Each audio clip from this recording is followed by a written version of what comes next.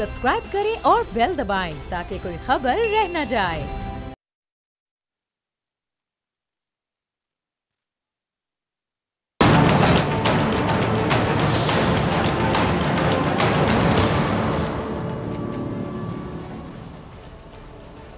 अस्सलामुअलैकुम नाजरीन, मैं हूं डॉक्टर फ़िज़ा अकबर खान और मैं हूं पाकिस्तान और आप देख रहे हैं पाकिस्तान के सबसे बड़े न्यूज़ चैनल का नंबर 1 प्रोग्राम ऐसे नहीं चलेगा।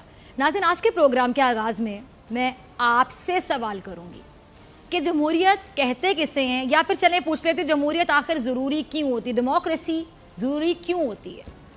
जमहूरियत मैं बताती हूँ क्यों ज़रूरी होती है। इसलिए ज़रूरी होती है कि जमहूरियत में आवाम की यानी आपकी मेरी हमारी नुमाइंदगी वो फ़र्द करता है जिसका ताल्लुक़ खुद बराह रास्त मुझसे, आपसे, हमसे यानी अवाम से होता है। जमहूरियत में हम जमहूरी नुमाइंदा उसे ही कहते हैं जो अवाम से ही उठकर इक़्तिदार तक जाता है, यानी यहाँ से उठता है, अवाम से उठता है और इक़्तिदार तक जाता है आपकी मेरी हमारी नुमाइंदगी करने, जिसे अवाम खुद मुंतखब करते हैं सोच कर कि ये हम में से है तो हमारे इश्यूज़ को इससे बेहतर कौन आगे जाके प्रेजेंट कर सकता है, जो अवाम से होता है और कह लें कि अवाम उससे होती है। अच्छा, जमहूरियत किसी भी मुल्क के लिए ज़रूरी क्यों होती है? इसलिए होती है कि उस मुल्क में रहने वाले तमाम अफराद की नुमाइंदगी एक ऐसी हुकूमत करती है जिस पर उस मुल्क की अवाम ने एतमाद किया होता है। और सबसे ज़रूरी बात ये होती है कि जमहूरियत में अवाम की नुमाइंदगी ही वो लोग करते हैं जो हकीकी तौर पर अवाम के मसाइल को समझते हैं, जिन्हें पता होता है कि इस अवाम का मसला क्या है। पहले मसला पता होगा तो फिर हल के लिए कोशिश की जाएगी, ऐसा ही है।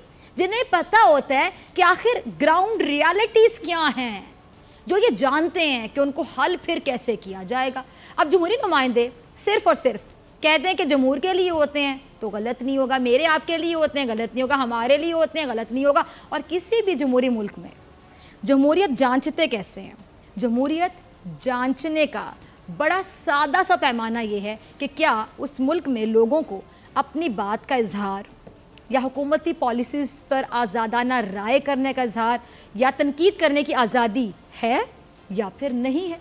क्या उस मुल्क में मजबूत अपोजिशन मौजूद है या नहीं है? क्या वहाँ पे आइन और कानून की हुक्मरानी है या जिसकी लाठी उसकी भैंस वाला कानून राइज है?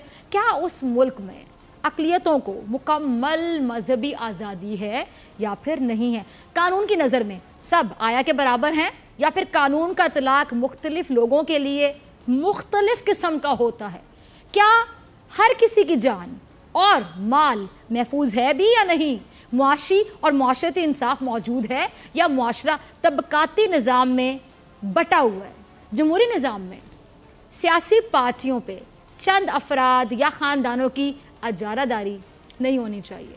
बेशक जमहूरियत नहीं, अवाम की तरक्की है, अवाम की खुशहाली है और जमहूरियत का तसलसल ही मुल्क के लिए फ़ायदा मंद है। लेकिन इसके लिए सबसे पहले ये देखना होगा कि क्या वो लोग जो ख़ुद को जमहूर का यानी मेरा आपका हमारा नुमाइंदा कहते हैं, हमारा नुमाइंदा ख़ुद को जो कहते हैं, क्या वो जानते भी हैं कि अवाम के हकीकी मसाइल आखिर हैं क्या? क्या वो एक आम आदमी के हालात से वाकिफ़ भी हैं? सबसे बड़ा सवाल ये। और अगर एक जमहूरी नुमाइंदा अपने अवाम के हकीकी मसाइल से ही लाइल्म हो तो फिर ऐसी जमहूरियत से कोई उम्मीद रख सकते हैं आप नाज़रीन? ऐसी जमहूरियत को क्या कहा जाएगा? हमारे मुल्क में जमहूरियत तसलसल के साथ कायम है, इसमें कोई शक नहीं है, और जमहूरियत कायम रहे इसी में इस मुल्क की बेहतरी है, खुशहाली है, मैंने पहले भी कहा। लेकिन इस जमहूरियत में जो जमहूरी नुमाइंदे हैं, जो इस मुल्क के अवाम के रिप्रेजेंटेटिव्स हैं, क्या वो हमारे मसाइल से आगाह हैं? मैं दोबारा पूछती हूँ नाज़रीन, दिल पर हाथ रखिए, कितना परसेंट आपको लगता है कि कितने परसेंट आगाह हैं ये रिप्रेजेंटेटिव्स जो हम में से उठ के जाते हैं हमारी नुमाइंदगी के लिए? क्या वो उस वोटर के मसाइल से आगाह हैं जिनसे ये वोट लेकर मुंतखब होते हैं, इलेक्ट होते हैं और असम्बलियों में बैठते हैं? क्या ये लोग ये जानते हैं कि जिन लोगों ने उनको वोट दिया, उन पर एतबार किया, उन पर एतमाद किया, उनसे उनकी एक्सपेक्टेशंस जुड़ी हुई हैं, तवक्कुआत जुड़ी हुई हैं जो वो पूरी नहीं कर रहे, वो उनसे क्या उम्मीद रखते हैं? यानी लोग इन लोगों से क्या उम्मीद रखते हैं? सवाल ये है। परवेज़ मुशर्रफ साहब के इक़्तिदार के जो खात्मा हुआ था, उस खात्मे के बाद आसिफ अली ज़रदारी साहब پرویز مشرف کے اقتدار کے خاتمے کے بعد آصف علی زرداری صاحب اقتدار میں آئے. شہید بینظیر بھٹو کی شہادت نے ان کو اس ملک کا صدر بنا دیا. سندھ میں ماشاءاللہ کہوں گی, ماشاءاللہ سے نظر نہ لگے میری, ماشاءاللہ درجن سال ہو گئے ان کو حکومت میں ہوئے, اقتدار میں درجن سالوں سے. 5 سال یہ وفاق میں بھی رہے. اب ان کے پاس عوام کے مسائل کا کوئی تو حل ہوگا. حل کیا ہے؟ وہ ایک عام آدمی کے مسائل کو کسی طرح تو دیکھتے ہوں گے. کیا لاجک ہے ان کی, یہ میں نہیں آپ کو بتاؤں گی, آپ خود دیکھیں, یہ کلپ آپ کو بتائے گا کہ کیا سمجھتے ہیں وہ. کلپ چلائیے گا رضا. اچھا جی, سندھ میں 12 سال گزرنے کے بعد بلاول زرداری نے جو بارش کے پانی سے متعلق اپنی تھیری پیش کی, اس سے اندازہ ہو جانا چاہیے کہ ان کو عوام کے حقیقی مسائل کا کتنا علم ہے. میں ذرا کچھ لوگوں کے لیے اس کو تھیوری بھی کہہ دوں, اس کی پروننسیشن تھیری ہوتی ہے لیکن شاید بلاول سمجھ جائیں گے تھیری. بہت سے لوگ ایسے ہیں جو کہ تھیوری ہی اس کو پڑھتے ہیں, تو میں ان کے لیے ذرا آسانی کے لیے بتا دوں کہ تھیوری کہہ رہی ہوں میں, جس کو تھیری بھی کہتے ہیں. اب بلاول صاحب آپ کا یہی تو مسئلہ ہے کہ آپ وہ بات کرتے ہیں جو آپ کو سمجھ آتی ہے. آپ تمام لوگوں کو سمجھایا کریں نا. اب ہر بندہ آپ کی بات نہیں سمجھتا نا, آپ عوام کی آسانی کے لیے سمجھائیں, جیسا کہ میں نے سمجھایا کہ تھیری اور تھیوری. اچھا جی, اب حقیقی مسائل کا بلاول کو کتنا علم ہے, وہ کیسے حل کرنا چاہتے ہیں ایک عام آدمی کے مسائل کو, اس عام ووٹر کے مسائل کو, جس کی وجہ سے وہ آج اسمبلی میں موجود ہیں. آپ نے دیکھا. اور صرف بلاول ہی نہیں, لاڑکانہ میں کتے کے کاٹنے سے ایک بچہ اس لیے جہاں بحق ہو گیا کہ اسپتال میں ویکسین موجود نہیں تھی.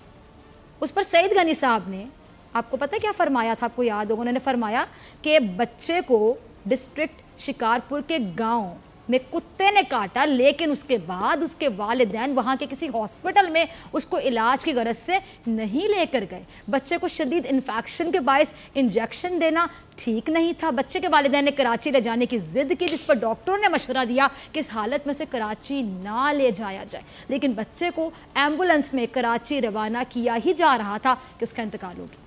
جبکہ بچے کو 40 روز پہلے ہی انجیکشن لگوا لیتے تو اس کی جان بچائی جا سکتی تھی. جبکہ اصل واقعہ یہ تھا کہ اس بچے کو صبح 9 بجے گھر کے باہر پاگل کتے نے کاٹا. ماموں اس کو سلطان کوٹ کے سرکاری اسپتال لے کر گیا. ڈاکٹر نے کہا کہ ہمارے پاس دوا نہیں ہے, اسے سرکاری اسپتال شکارپور لے جایا گیا اور انتظار کروایا گیا. 5 گھنٹے انتظار کے بعد وہاں بھی ڈاکٹر نے کہہ دیا کہ ہمارے پاس تو دوا ہی نہیں ہے. تب اس بچے کو سرکاری اسپتال لاڑکانہ لے جایا گیا. لاڑکانہ والوں نے کہا یا تو 20,000 روپے دے دو. کتنے ہزار؟ 20,000 روپے دے دو, ہم ویکسین منگوا لیتے ہیں, ورنہ اس کو کراچی لے جاؤ. 20,000 روپے اس بچے کے غریب باپ کے پاس کہاں تھے؟ نہیں تھے. اس لیے وہ بچہ تڑپ کر مر گیا اور بچے کا باپ کچھ نہ کر سکا. یہ وہ غریب عام عوام ہے, عام عوام جن سے ووٹ لے کر پیپلز پارٹی نے حکومت بنائی. یہ وہ عام لوگ ہیں جن کے مسائل کیا ہیں ان کے نمائندے جانتے ہی نہیں ہیں. یہ وہ عام لوگ ہیں جن کے ووٹ سے یہ بلاول, سعید غنی اور ان جیسے کتنے ہی بڑے لوگ ووٹ لے کر کبھی صوبائی اسمبلی میں جاتے ہیں, کبھی قومی اسمبلی میں جاتے ہیں, لیکن وہ یہ خود بھی نہیں جانتے کہ جن کی نمائندگی یہ لوگ دراصل کر رہے ہیں اس عوام کے مسائل آخر ہیں کیا. تو یہ کہ جاننے کی کوشش بھی نہیں کرتے. سندھ کی نمائندگی کرنے والی جماعت سندھ کے مسائل سے ہی لا علم ہے, سندھ کو ریپرزینٹ کرنے والی جماعت سندھ کے عوام کی پریشانیوں سے ہی لا علم ہے, خبر ہی نہیں ہے ان کو. اسی طرح ایک اور جمہوری عوامی نمائندے جو سندھ کے عوام کے ترجمان ہیں, ان کی سنجیدگی کا عالم ذرا دیکھیے. اچھا جی, یہ سندھ کے ایگریکلچر منسٹر ہیں جی. کراچی کے لوگ ٹیڈی دل کی آمد کی وجہ سے پریشان ہیں. کاشتکار پریشان ہے کیونکہ ان کی کئی ایکڑ پر کھڑی جو فصل ہے وہ تباہ ہونے کا خدشہ پیدا ہوگا, تو پریشانی تو بنتی ہے. اب وہ سندھ حکومت سے مدد کی اپیل کر رہے ہیں. کس سے کریں نا, انہیں کریں گے. گزشتہ 3 دہائیوں سے علاقے میں جو جراثیم ہے اس کے سپرے بھی نہیں کیا گیا, لیکن یہ مسئلہ اسماعیل راؤ صاحب کا ہے ہی نہیں. یہ ایشو تو ایک عوامی ایشو ہے, یہ ایک عام آدمی کا مسئلہ ہے. اس لیے یہ صاحب بہت خوش ہیں. وہ تو تجاویز دے رہے ہیں کہ سندھ کے شہری اس کو ٹڈی کو پکا کر کھا لیں. اس طرح سے سندھ کے عوام کا خرچہ بھی کم ہو جائے گا. اب روز روز کون سبزی لے کر آئے, پکائے, پیسے بھی خرچوں, مہنگائی ویسے آپ کو پتہ بہت ہو گئی ہے. اس لیے یہ جو ٹڈیاں ہیں ان سے بچنے کا آسان حل یہی ہے کہ اس سے پہلے کہ یہ ایک عام کسان کی فصلوں کو کھا جائے, وہ کسان ہی اس کا سالن بنا کے, ہنڈیا بنا کے اس کو کھا جائے, پیسے بھی بچ جائیں گے.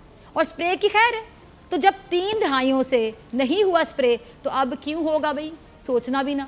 یہ ہیں ہمارے جمہوری نمائندے, یہ دیکھیں پین بھی برداشت نہیں کر سکے, پین ہی نیچے گر گیا. یہ دیکھیں یہ ہیں ہمارے جمہوری نمائندے جن کو ذرا شرم نہیں آتی. یہ ہمارے حقیقی جمہوری نمائندے جو اس عوام کے حقیقی مسائل سے لا علم ہیں, جن کو اندازہ ہی نہیں ہے کہ وہ لوگ جو ان کو ووٹ دیتے ہیں وہ چاہتے کیا ہیں ان سے, کیوں دیتے ہیں ووٹ, جس کے لیے جا کے کچھ نہیں کرتے. یہ لوگ اس طرح کے مذاق کرنے کے لیے آ جاتے ہیں. ان کو کن پریشانیوں کا سامنا ہے بیچارے لوگوں کو, کیونکہ ہمارے سندھ کے جمہوری نمائندوں کا مسئلہ ہی کوئی اور ہے. انہوں نے تو بس کسی نہ کسی طرح بھٹو کو زندہ رکھنا ہے. جب تک بھٹو زندہ رہے گا ان کی سیاست بچی رہے گی, جب تک بھٹو زندہ رہے گا ان کا اقتدار قائم رہے گا, جب تک بھٹو زندہ رہے گا لوگ ان کو ووٹ دیتے رہیں گے, جب تک بھٹو زندہ رہے گا سندھ میں جمہوریت کا یہ جو کار یہ اسی طرح آگے بڑھتا چلا جائے گا. رہ گئے عوامی مسائل, تو عوام کے لیے بس اتنا ہی کافی ہے کہ جمہوریت بہترین انتقام ہی, اور کیا ہے, انتقام ہی لیا جا رہا ہے. اور یہ انتقام صرف ایک سیاسی جماعت نے نہیں لیا, ایک سیاسی جماعت نے نہیں لیا, بلکہ وہ جماعت پچھلے 5 سال اقتدار میں تھی, وہ بھی میثاق کے جمہوریت کے نام پر بہترین انتقام لیتی رہی. کس سے؟ آپ سے, ایک عام آدمی سے. ملک کا 3 بار وزیر اعظم رہنے والا شخص جس کا نام ہے نواز شریف صاحب, حضرت نواز شریف صاحب کہہ لیں تو غلط نہیں ہوگا. اللہ ان کو صحت دے. 3 بار ان کو اقتدار ملا. دیکھیں قسمت کتنی مہربان کہ 3 بار قسمت مہربان ہوئی. اب ہونا تو یہ چاہیے تھا کہ نواز شریف کو بھی عوام پر مہربان ہو جانا چاہیے تھا کہ چلیں قسمت مجھ پہ مہربان ہوئی, میں عوام کے حقیقی مسائل کا سب سے زیادہ اس کے بارے میں باخبر رہتا ہوں, علم رکھتا ہوں, اور میں اب عوام پر مہربان ہو جاتا ہوں. نواز شریف 3 بار اس ملک کے سیاس و فید کے مالک رہے, وزیر اعظم رہے. ان کو یہ ریئلائز کر لینا چاہیے تھا نا کہ پاکستان میں رہنے والے لوگوں کے آخر حقیقی مسائل ہیں کیا. پہلے وہ جانتے کہ مسائل ہے کیا, پھر حل کے لیے کوشش کرتے. جب یہ پتہ ہی نہیں مسائل کیا تو پھر کیسا حل بھائی, کون سا حل؟ یہی ہونا ہے نا کہ حل ہے ہی نہیں, دور دور تک نظر ہی نہیں آ رہا, کیونکہ مسائل کا نہیں پتا تو حل گیا بھاڑ میں. لیکن ہوا کیا, آپ نے دیکھا کہ مسائل کا پتہ نہیں تھا نا, تو حل کیسا, کون سی باتیں کرتے ہیں آپ اور میں کہ حل کیسے نکلنا تھا. ہوا اس کے الٹ, کوئی حل نہیں بھائی, کیونکہ ہمارے ملک میں جمہوریت کی گنگا بہتی ہے الٹی. جب ان سے پوچھا گیا کہ آپ کی حکومت میں آلو کتنے روپے کلو بک رہے ہیں, تو ہمارے ملک کے اس ٹائم کے پیارے وزیر اعظم عوام کو جو آلو کھلا رہے تھے اس کے ریٹ آپ کو پتہ ہے کتنے بتا رہے تھے, جتنے میرے خیال سے آپ نے پتہ نہیں اپنے ہوش میں کبھی دیکھے بھی ہوں گے کہ نہیں دیکھے ہوں گے. ذرا چلائیے گا کلپ ان کا. جب پوری قوم 22 سے 25 روپے کلو آلو خرید رہی تھی, تب ہمارے سابق بھولے بھالے سے کیوٹ سے جو ہمارے وزیر اعظم تھے, اب کیوٹ ہی لگیں گے نا ایسی باتیں سن کے, بھولے بھی لگیں گے, معصوم بھی لگیں گے, پتہ نہیں بیچارے کو ہو کیا رہا ہے. تب ہمارے سابق وزیر اعظم 5 روپے کلو آلو خرید رہے تھے. میاں صاحب کہاں سے, اس دکان کا ایڈریس ہمیں بھی ذرا بتائیں گے, شاید ابھی بھی وہاں 5 روپے کلو ملتے ہوں, ہم بھی ڈھونڈ لیں گے. لیکن اب آپ کو وہاں مہنگے ریٹس نظر آتے ہوں گے کیونکہ حکومت آپ کی نہیں ہے, معصوم تو پھر آپ ہیں نا. اور قوم کو بھی یہی کہہ رہے تھے کہ مجھے تو 5 روپے کلو ملتے ہیں, اب کسی کو ملے نہ ملیں مجھے کیا. یہ مذاق ہے قوم کے ساتھ, یہ مذاق ہے اس ملک کے ساتھ جو لوگوں نے لگایا ہوا ہے. کیوں لگایا ہوا ہے؟ وہ شخص جو اس ملک کے ہر فرد کو روٹی, کپڑا, مکان, صحت, تعلیم, غذا, قانون اور انصاف دینے کا مجاز ہے, اس کے پاس اس ملک کا سب سے طاقتور ترین عہدہ ہے, اور اسے یہی نہیں پتا کہ اس کے لوگ جو غذا کھا رہے ہیں اس کی قیمت آخر کتنے روپے کلو ہے. بات صرف 5 روپے کلو آلو کی نہیں ہے. آپ صرف اس بات کا اندازہ لگائیں کہ جس وزیر اعظم کو اپنے ہی ملک کے سبزیوں کے ریٹس ہی معلوم نہیں ہوں گے, اسے اس قوم کے کوئی حقیقی مسائل معلوم ہوں گے. دل پہ ہاتھ رکھیے بتائیے, جس کو آلو 5 روپے کے لگ رہے تھے, جب 25 روپے کلو مل رہے تھے, اس کو اور کیا کچھ لگ رہا ہوگا, اور کیا کچھ لگنا چاہیے تھا تو نہیں لگ رہا ہوگا. وہ کیسے یہ ریئلائز کرے یا کرتا کہ اس قوم کی بنیادی ضرورت ہے کیا. کیا ایسے شخص کو یہ معلوم ہوگا کہ جس منصوبے کا وہ افتتاح کر کے آیا, فوٹو سیشن کروا کے, تصویریں کھنچوا کے, پنجابی چکندے نے شوخیاں مار کے, اس میں آخر کتنی کرپشن ہوئی ہوگی. کیا اس شخص کو یہ معلوم ہوگا, جس کی تصویریں آپ دیکھ رہے ہیں اسکرین پہ, اس شخص کو یہ معلوم ہوگا کہ جن اسکیموں کو یہ لانچ کر رہا ہے ان میں آخر کتنا گھپلا ہو سکتا ہے اور ہوا ہوگا. اس معصوم شخص کو تو یہ بھی معلوم نہیں تھا کہ اس کی بیٹی کی لندن میں تو کیا پاکستان میں بھی دور دور تک کوئی جائیداد ہی نہیں ہے، وہ تو ان کے پاس اپنے والد کے پاس رہتی ہیں۔ اس معصوم شخص کو تو یہ بھی معلوم نہیں تھا کہ وہ اپنے ہی بچوں کی کمپنی کا ملازم تھا، اپنے بچوں سے پاکٹ منی لیتا تھا، ننھے منے بچے۔ اس معصوم شخص کو یہ بھی معلوم نہیں تھا کہ لندن کے جو فلیٹس خریدے گئے تھے ان کو خریدنے کے لیے پیسہ کہاں سے آیا تھا، شاید اتنا پیسہ تھا کہ یہ نہیں پتا کہ کون سی چیز کس پیسے سے خریدی۔ اب اس معصوم بھولے سے شخص کو تو شاید یہ بھی معلوم نہیں تھا کہ جتنی سڑکیں اس نے بنائی ہیں اس سے زیادہ گروی رکھ دی ہیں۔ اس معصوم بھولے بھالے پیارے سے شخص کو تو یہ بھی معلوم نہیں تھا کہ اقامہ رکھنے کی وجہ آخر ہوتی کیا ہے۔ اس شخص کو کچھ معلوم نہیں تھا، اور ایسا معصوم شخص جب ہمارے ملک کا وزیر اعظم بن جائے گا اور 3 بار بنے گا تو پھر معصومیت میں ہی خود بھی مارا جائے گا، قوم کو بھی مروا دے گا، ایسا ہی ہوگا نا۔ اسی معصومیت نے اس ملک پر 30,000 ارب کا قرضہ چڑھا دیا۔ اسی معصومیت نے صرف ایک مخصوص طبقے کو امیر سے امیر کر دیا۔ اسی معصومیت کی وجہ سے نہ غریب کو صاف پینے کا پانی ملا، نہ تعلیم ملی، نہ صحت کی سہولتیں ملی، نہ وسائل ملے۔ یہ ملک بس ایک معصوم سے شخص کی معصومیت کا شکار ہو گیا۔ اب یہی کہہ دیتے ہیں، شاید یہ بات ان کو سمجھ آ جائے کہ آپ کی معصومیت ہمیں لے ڈوبی، اتنے مقروض ہو گئے، بھولے پن میں ہو گیا بھائی جو ہو گیا، چلیں پھر بات ایسے ختم کر دیں۔ ہیں نواز شریف صاحب، آپ اتنے بھولے تھے کہ آپ کے بھولے پن میں یہ دیکھیں کیا ہو رہا ہے ملک کے ساتھ، اتنے ہم مقروض ہو گئے۔ اب یہ معصوم شخص وہ شخص ہے جس کو اس ملک کے غریبوں نے ووٹ دے کر اس لیے منتخب کیا تھا کہ یہ معصوم شخص اس ملک کے عام آدمی کے ہر بنیادی مسئلے سے واقف ہوگا۔ لیکن یہ معصوم شخص 3 بار اس ملک کا وزیر اعظم بن گیا، مگر اسے یہ بھی نہیں پتا تھا کہ اس کی اپنی حکومت میں آلو کتنے روپے کلو مل رہا ہے بھائی۔ اور یہ وہی معصوم شخص ہے جو نااہل ہونے کے بعد اپنی ہی حکومت پہ شدید تنقید کرتا رہا۔ اور اسی معصوم شخص کا ایک معصوم سا اتحادی بھی ہے جن کا نام ہے جی، وہ واقعی بڑے معصوم ہے، اب آپ لوگوں کی ہنسی نکل جائے گی۔ ان کا نام ہے جی اتحادی کا مولانا فضل الرحمان صاحب۔ مولانا فضل الرحمان صاحب 10 سال تک 2 معصوموں کے اتحادی رہے۔ 2 معصوموں کے اتحادی یعنی ٹوٹل 3 معصوم ہو گئے، 3 انوسنٹس۔ کشمیر کمیٹی کے چیئرمین رہے مولانا فضل الرحمان صاحب۔ اس ملک کے ایک عام آدمی کے حقیقی مسائل سے کتنا واقف تھے، اس کے لیے مولانا کے پچھلے 10 سال دیکھنے، کچھ اور دیکھنے کی ضرورت نہیں ہے۔ پچھلے 10 سالوں میں مولانا فضل الرحمان نامی شخصیت نے اس ملک کے ایک عام آدمی کے مسئلے کے حل کے لیے کوئی 10 کام اگر کیے ہوں۔ ناظرین اگر آپ کو یاد آئے ذرا سوچئے، کبھی زرداری صاحب یا نواز شریف کو دھمکی ہی دی ہو کہ اس ملک سے کرپشن اور مہنگائی کا خاتمہ کر دو ورنہ میں ملین مارچ کروں گا؟ یاد آیا آپ کو کبھی ایسا کچھ ہوا ہو؟ کبھی نواز شریف یا آصف علی زرداری کو یہ کہا ہو معصوم سے مولانا فضل الرحمان نے کہ ملک کے ہر بچے تک تعلیم کی فراہمی یقینی بنا دو ورنہ ملین مارچ کروں گا؟ یاد آیا آپ کو کبھی کہا ہو؟ مجھے نہیں یاد آ رہا۔ کبھی نواز شریف یا آصف علی زرداری سے یہ پوچھا ہو معصوم سے بھولے بھالے مولانا فضل الرحمان صاحب نے کہ اتنا قرضہ لیا لگا کہاں پہ، ثبوت تو دے دو ورنہ ملین مارچ کروں گا؟ نہیں کہا۔ کبھی آصف علی زرداری نواز شریف صاحب سے کہا ہو کہ پنجاب میں اور سندھ میں اسپتالوں کا نظام بہتر بناؤ ورنہ میں ملین مارچ کروں گا؟ کبھی مولانا فضل الرحمان نے نواز شریف یا آصف علی زرداری صاحب سے یہ کہا ہو کہ کشمیر کاز کے لیے آؤٹ آف دی باکس جا کر کچھ اقدامات کرو ورنہ ملین مارچ ہوگا؟ یا کبھی انہوں نے کہا ہو نواز شریف سے یا زرداری صاحب سے کہ ملک میں میرٹ سسٹم بحال کرو ورنہ میں مارچ کروں گا، تم لوگ مجھے روک نہیں سکو گے؟ یا کبھی اس معصوم نے ان 2 عدد مزید معصوموں سے کہا ہو کہ اپنے احساسوں کے ثبوت دو کیونکہ یہ جمہوریت ہے اور جمہوریت میں جمہوری نمائندہ عوام کو جواب دہ ہوتا ہے، آنسریبل ہوتا ہے۔ اگر جواب نہ دیا، ثبوت نہ دیے تو یقین جانو میں ملین مارچ کروں گا۔ کبھی زرداری اور نواز شریف سے کہا ہو مولانا فضل الرحمان نے کہ ملک سے طبقاتی نظام کا خاتمہ کرو، ملک میں قانون ہر فرد کے لیے برابر کرو، انصاف کی فراہمی کو یقینی بناؤ، عوام کے ٹیکس کا پیسہ عوام پر لگاؤ، یا پھر میٹرو یا سڑکیں بنانے کے بجائے قوم کو ایک قوم بنا دو، صحت کی سہولیات دو، تعلیم دو، سندھ کو صحرا میں تبدیل ہونے سے بچاؤ، وڈیرا سسٹم کا خاتمہ کرو، پنجاب کی پولیس کو غیر سیاسی کرو ورنہ میں ملین مارچ کروں گا۔ کتنی تو چیزیں تھیں جس پہ کیا جا سکتا تھا، بڑی ٹھوس پوائنٹس تھے ان کے پاس۔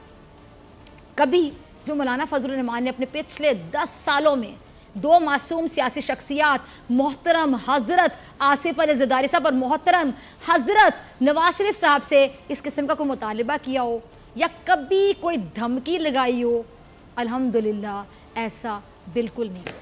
پچھلے 10 سال مولانا فضل الرحمان بالکل اس اچھے پیارے بچے کی طرح سو رہے تھے جو ماں کی ایک لوری میں ہی سو جاتا ہے، اور جب تک ماں اٹھائے نہیں نا وہ نہیں جاگتا، اوبیڈینٹ بچہ۔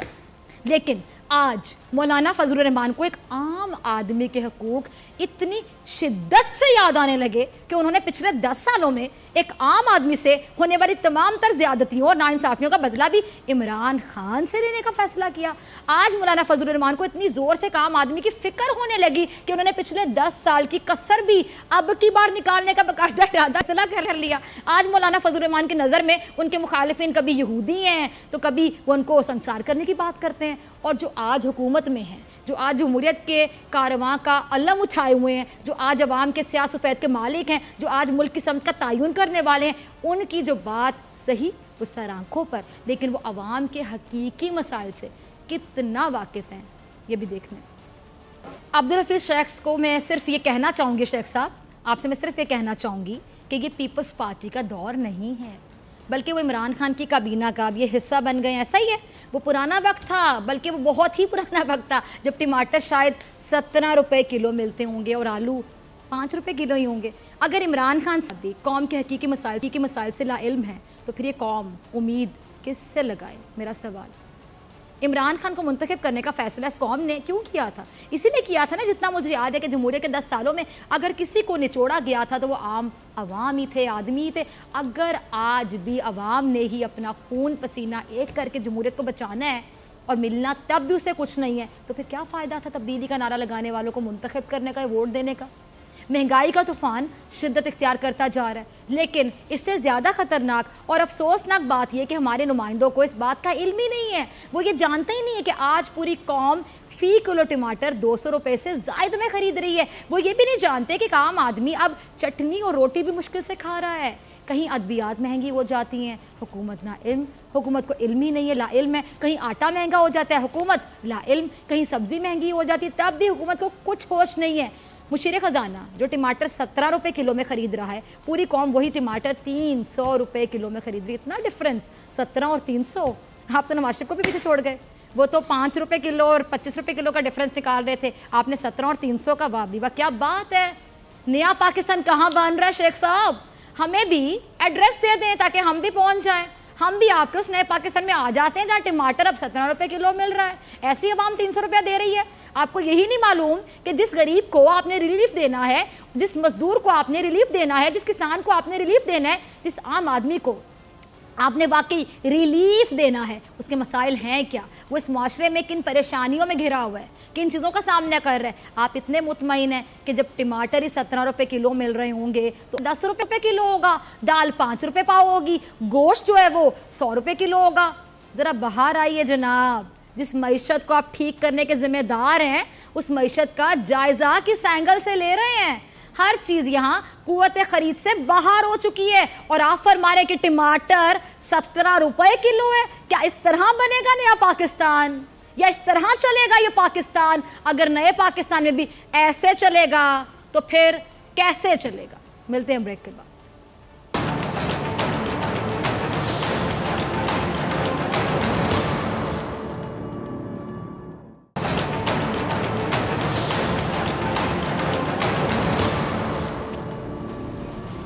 ویلکم بیک ناظرین، آپ دیکھ رہے ہیں ایسے نہیں چلے گا، میں ہوں آپ کے ساتھ ڈاکٹر فضا اکبر خان۔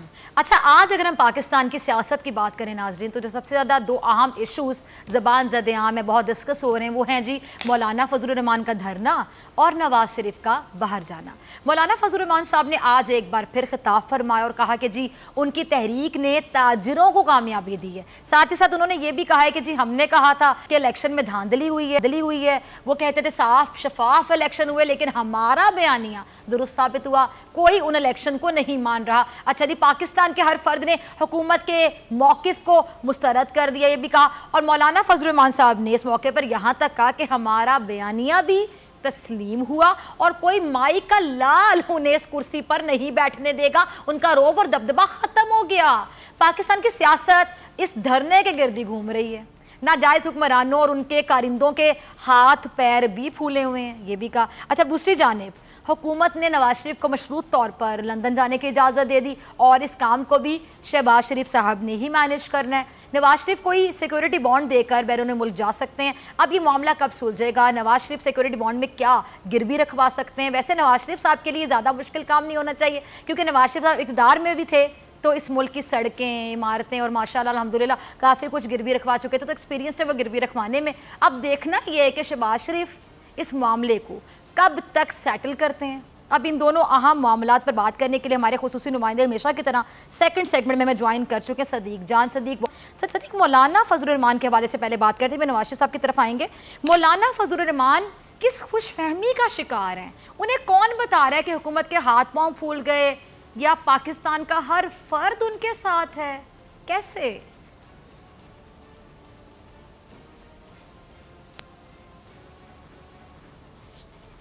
देखें, मौलाना साहब का मसला यह है कि वो एतबार करते हैं 3 से 4 उन एंकर्स की बातों पर जो कंटेनर में उनके साथ बैठते हैं, कंटेनर पर उनके साथ खड़े होते हैं और उनको जाकर बताते हैं कि मौलाना साहब पूरे पाकिस्तान में एक इनकलाब बरपा हो गया है।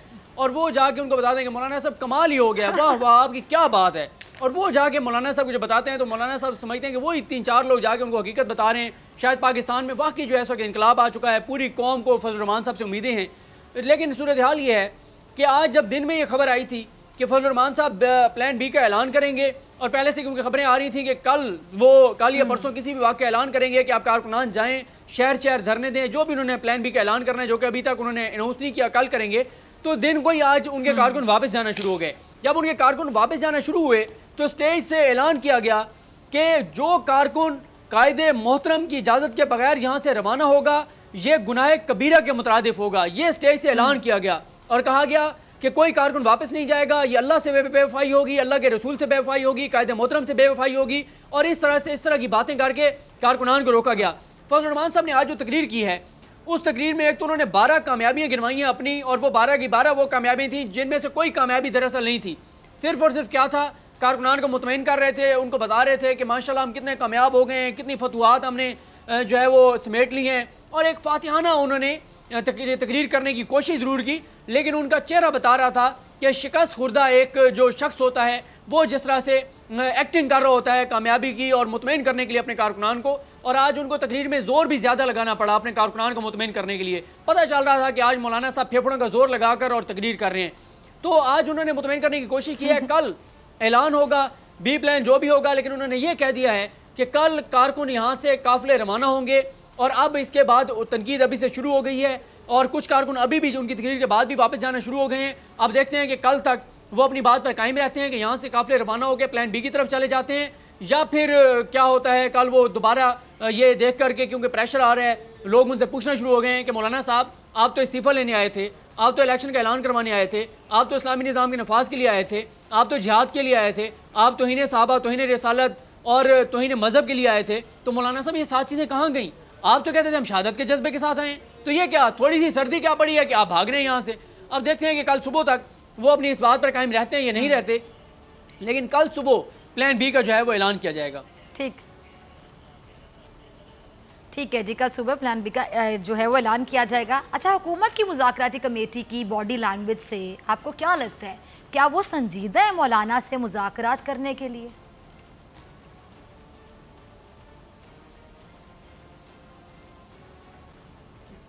देखें, हुकूमत तो पहले ही मैंने आपको बताया था कि जैसे इस्लामाबाद में इस वक्त ठंड है, इसी मौसम में इसी तरह हुकूमती मुज़ाकराती कमेटी की तरफ भी ठंड पुर गए हमें। आज आपने देखा होगा कि वज़ीर दाखिला एजाज शाह साहब ने कहा, उन्होंने कहा कि मौलाना साहब को हमने इतनी मोहब्बत दी है, इतना प्यार दिया है कि मौलाना साहब का अब दिल ही नहीं कर रहा है यहाँ से जाने के लिए। तो अगर वो धरना कहीं और देंगे, कहीं और बैठेंगे, तो वहाँ पर भी यही प्यार मोहब्बत बरकरार रहेगा। अगर वो कहीं ऐसी जगह पर बैठेंगे जहाँ पर लोगों को मसला नहीं होगा, शहरियों के हकूक़ मुतासर नहीं होंगे, सड़कें ब्लॉक नहीं होंगी, आइन और कानून के मुताबिक एहतजाज करेंगे, तो ये मोहब्बत हमारी बरकरार रहेगी।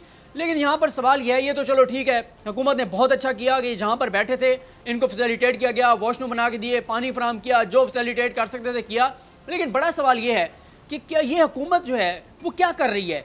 इतने दिन हो गए ये यहाँ पर बैठे हैं, अभी तक इस हुकूमत ने ये नहीं चेक किया कि भाई इनको फंडिंग कहाँ से हुई है। सवाल तो आप उठा रहे हैं कि फजलुर रहमान साहब को पता नहीं किसने फंडिंग की है। आप भी जानती हैं, हम भी जानते हैं کہ انہوں نے وہ جو پرچیاں تقسیم کی تھی 100 150 200 روپے اکٹھے کیے تھے توہین مذہب توہین رسالت توہین صحابہ کے نام پر مذہب کے نام پر اسلامی نظام کے نفاذ کے نام پر ختم نبوت کے نام پر جو انہوں نے فنڈ اکٹھا کیا تھا وہ تو کتنا فنڈ ہوگا 8 کروڑ ہوگا 10 کروڑ ہوگا لیکن فگر کتنا آیا تھا 1 ارب سے زائد کا باقی 1 ارب کس نے دیا ہے حکومت نے ابھی تک اس کے اوپر تحقیقات نہیں کی دیکھیں نون لیگ نے کیا کیا تھا نون لیگ نے یہ کیا تھا کہ جب ان کے خلاف 2014 میں تحریک شروع ہونے لگی تھی پہلے انہوں نے ماڈل ٹاؤن میں 14 لوگوں کی لاشیں گرائیں جو کہ اس حکومت نے نہیں کیا بہت اچھا کیا لیکن انہوں نے دوسرا کام یہ کیا تھا کہ نون لیگ کی حکومت نے اسی وقت ڈاکٹر طاہر القادری اور ان کے بیٹوں کے خلاف کیسز بنا دیے تھے ایف آئی اے کو کہا کہ منی لانڈرنگ چیک کریں کوئی ان کے اوپر کیس بنائیں کوئی ان کے اکاؤنٹس نکالیں ان کی فنڈنگ کہاں سے ہوئی انہوں نے سارا وہ چیک کیا اور اس وقت نیب کی کچھ انکوائریز بھی جھوٹی درخواستیں دے کے شروع کروا دی گئی ڈاکٹر طاہر القادری کے بیٹوں کے خلاف جو کہ ابھی بھی دوبارہ خبر آئی لیکن وہ ایسی انویسٹیگیشنز ہیں جو کہ بند ہو چکی ہیں لیکن انہوں نے کم از کم یہ کرنے کی کوشش ضرور کی تھی کہ ہمارے اوپر جو ہمارے خلاف احتجاج کرنے آ رہے ہیں ان کو پیسہ کہاں سے آ رہا ہے اور وہ نہیں نکال سکے تھے کہ کہاں سے وہ تو لیگل تھا سارا کچھ اور وہ اکاؤنٹس کلیئر تھے لیکن جہاں پہ مولانا فضل الرحمان خود کہہ رہے ہیں کہ ہم کوئی حساب نہیں دیں گے ہم کسی طرح کسی نہیں بتائیں گے یہ پیسہ کہاں سے آیا ہے کیا اس حکومت کا کام نہیں ہے کیا ان اداروں کا کام نہیں ہے کیا یہ ادارے نہیں دیکھ رہے کیا یہ حکومت نہیں دیکھ رہی کہ کس طرح کی وہاں پہ تقاریر ہو رہی ہیں کس طرح سے انتہا پسندی اور دہشت گردی کو فروغ دیا جا رہا ہے تو اس حکومت کو یہ چاہیے اداروں کو یہ چاہیے کہ فوری طور پر تحقیقات کریں کہ فضل الرحمان صاحب کو فنڈنگ کہاں سے ہوئی ہے کون کر رہا ہے کیونکہ فضل الرحمان صاحب 2 روز پہلے سلیم صافی صاحب کے پروگرام میں یہ کہہ چکے ہیں کہ ہم نہ تو کوئی حساب دیں گے نہ حکومت ہم سے پوچھ سکتی ہے کہ یہ پیسہ کہاں سے آ رہا ہے انہوں نے کہا بس یہ اللہ کی راہ میں لوگ دے رہے ہیں اور اللہ جانے اور اللہ کا کام جانے ہمیں کوئی پتہ نہیں یہ پیسہ کہاں سے آ رہا ہے یہ کیسے ہو سکتا ہے کہ آپ کو پتہ نہ ہو آپ اتنی پلاننگ کے ساتھ آئے ہیں آپ نے آگے چڑھائی کی ہے شہر اقتدار پہ آپ یہاں پر آ کر بیٹھے ہوئے ہیں تو وہ پیسہ آپ کو کس نے دیا ہے تو میرا خیال ہے حکومت کو بھی ان سے حساب لینا چاہیے اور ساتھ ہی ان کے کارکنان کو بھی ان سے حساب لینا چاہیے کہ مولانا صاحب ہم نے تو ختم نبوت کے لیے ہم نے تو اسلامی نظام کے نفاذ کے لیے آپ کو پیسے دیے تھے آپ جہاد پر آ رہے تھے تو یہ کیوں آپ واپسی کی طرف راستہ ڈھونڈ رہے ہیں اور یہاں سے نکلنے کی بات کر رہے ہیں اور ہمیں کامیابیاں گنوا رہے ہیں کہ یہ بھی ہمیں مل گیا یہ بھی مل گیا یہ بھی مل گیا استعفیٰ ملا ہے آپ کو نہیں ملا تو پھر واپسی کیسی بیٹھے رہے یہاں پہ ٹھیک ہے جی اچھا نواز شریف صاحب کی طرف چلتے ہیں بہت سے لوگ جاننا چاہتے ہیں کہ صدیق آپ کے پاس اندر کی کیا خبر ہے نواز شریف بیرون ملک کب جائیں گے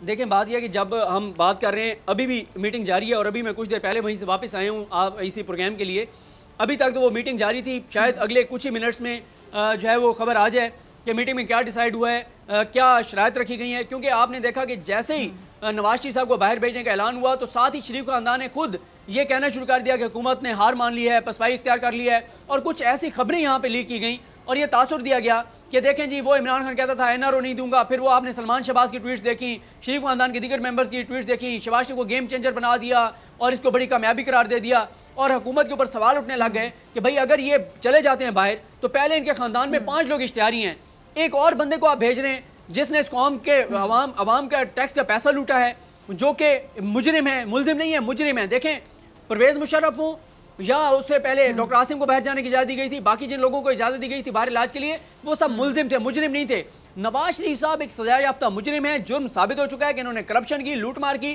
انہوں نے اس قوم کا لوٹا ہوا پیسہ جو ہے وہ واپس کرنا ہے تو لوگوں کے اندر ایک بے چینی پھیلی کہ کیسے اس کو واپس جانے دے رہے ہیں اب گارنٹی مانگی جا رہی ہے اب کہا جا رہا ہے کہ بھائی کیا گارنٹی ہے کہ اگر میاں صاحب اپنے بیٹوں کے نقش قدم پر چلتے ہوئے یا اپنے سمدھی کے نقش قدم پر چلتے ہوئے اپنے بھائی کے بیٹے اور داماد کے نقش قدم پر چلتے ہوئے اگر باہر بھاگ کر جاتے اور واپس نہیں آتے تو کون ذمہ دار ہوگا کیا عمران خان ذمہ داری لیں گے کیا کابینہ ذمہ داری لے گی اس وقت صرف اور صرف یہ ہے کیونکہ گارنٹی لی جا رہی ہے کہ اگر یہ واپس نہیں آتے تو پھر کیا ہوگا کیونکہ کوئی بھی نواز شریف پر اعتبار کرنے کو تیار نہیں ہے جس کے بارے میں سپریم کورٹ نے اپنے فیصلے میں 17 بار لکھا ہوا ہو کہ یہ شخص جھوٹا ہے بددیانت ہے جس کے بارے میں سپریم کورٹ نے لکھا ہو کہ یہ خاندان جھوٹ بولنے میں مکاری میں اپنا کوئی ثانی نہیں رکھتا جن کے بارے میں سپریم کورٹ نے کہا ہو کہ انہوں نے لوگوں کو عوام کو پارلیمنٹ کو اور عدالت کو بیوقوف بنائے اچھا صدیق لیکن ایک خاتون ہے جو نواز شریف کے حق میں قصیدے پڑھنے میں اپنا کوئی ثانی نہیں رکھتی کوئی دور دور تک ان جیسا ہو ہی نہیں سکتا شاید نواز شریف کی بیٹی بھی مریم نواز جو ہے نا وہ اپنے والد کے حق میں اتنی بات نہیں کرتی جتنی ان کی بیٹی کی ہم نام مریم اورنگزیب بہت بات کرتی ہیں ابھی ان کے ٹکرز میں پڑھی تھی سامنے سکرین پہ چل رہے ہیں جنہوں نے کہا ہے کہ ایسی جو شرائط ہیں یہ سیکیورٹی بانڈ کے حوالے سے یہ غیر قانونی ہے اس بندے سے سیکیورٹی بانڈ کے بارے میں بات کی جا رہی ہے جو اپنی بیمار اہلیہ کو چھوڑ کر یہاں پر آ گیا تھا اس پہ آپ کا میں پوائنٹ چاہوں گی اچھا میں मैं एक इम्पोर्टेंट बात करना चाहता हूँ नाजरीन के लिए। ये जो एक बयानिया बनाया गया ना कि नवाज शरीफ अपनी बेटी और खुद वापस आ गए थे जब उनकी एहलिया बीमार थी और वो गिरफ्तारी देने के लिए आए थे। अगर नवाज शरीफ और मरियम उस वक्त वापस ना आते तो उसके बाद हमेशा के लिए उनके ऊपर पाकिस्तान के दरवाजे बंद हो जाते, और वो जब आते तो उनके ये केसेस जो अपीलें हैं वो कभी भी अपीलों में नहीं जा सकते थे। 1 महीने का टाइम था एहतसाब अदालत के फैसले के बाद, उसके लिए ज़रूरी था कि वो आगे सरेंडर करते, गिरफ्तारी देते और फिर अपीलें करते। उन्हीं अपीलों की वजह से इनको जमानतें मिली, वरना वो फैसले 1 माह बाद हमेशा के लिए बरकरार रह जाते, इनकी वो रेमेडी ख़त्म हो जाती जो अपील करके, और इनको जो रिलीफ मिलना था जो मिला भी है। तो इसलिए इनकी मजबूरी थी वापस आना, वरना ये कभी भी फिर या तो पाकिस्तान कभी आ नहीं सकते थे, और अगर पाकिस्तान आते तो फिर कभी जेलों से बाहर नहीं आ सकते थे अगले 7 से 10 साल। तो वो ये मजबूरन आए थे, वो उस मजबूरी के तहत आए थे, वरना ये कोई इनकलाब बर्पा करने नहीं आए थे। आपने देखा, और ये जो बयानिया बनाया जा रहा है कि नवाज शरीफ को बेचारे को तो पता ही नहीं है कि उसको लंदन भेजा जा रहा है। वो बच्चा है छोटा सा, वो भाई उनके दरखास्त के ऊपर दस्तखत हैं जो इस्लामाबाद हाई कोर्ट में ज़मानत की दरखास्त दी गई है जिसमें लिखा हुआ है कि वो बाहर जाके इलाज करवाना चाहते हैं, उसके ऊपर मियां नवाज शरीफ के दस्तखत हैं। तो ये कैसे हो सकता है कि उनको पता ना हो? कोई भोले हैं वो छोटे मासूम बच्चे हैं? ऐसे ही बयानियाँ बना कर लोगों को बेवकूफ़ बनाने की कोशिश की जा रही है। लेकिन आखिरी बात यही जो अदालत ने लिखा था कि आप कम वक्त के लिए ज़्यादा लोगों को और ज़्यादा लोगों को कम वक्त के लिए तो बेवकूफ़ बना सकते हैं, लेकिन तमाम लोगों को आप हमेशा के लिए बेवकूफ़ नहीं बना सकते। ये शरीफ ख़ानदान के लिए और नवाज शरीफ के लिए जस्टिस इजाज़त अफजल खान साहब ने पनामा की नज़रसानी अपील के फैसले में लिखा था। चलिए, आप भी बड़े स्मार्ट है कि आपने पहली आखिरी बात कर दी। मैंने कहा आप दूसरों के भोलेपन पे बात कर रहे हैं, तो आपने स्मार्टली आखिरी बात कर दी क्योंकि आखिरी मिनट चल रहा था। इसी के साथ सदीक जान और डॉक्टर फिज़ा अकबर खान को इज्जत, आपसे मुलाकात होगी इंशाल्लाह कल सेम टाइम सेम चैनल। अगर ज़िंदगी ने वफ़ा की दुआ में याद रखिएगा, ढेर सारा ख्याल रखिएगा। अल्लाह ने के बाद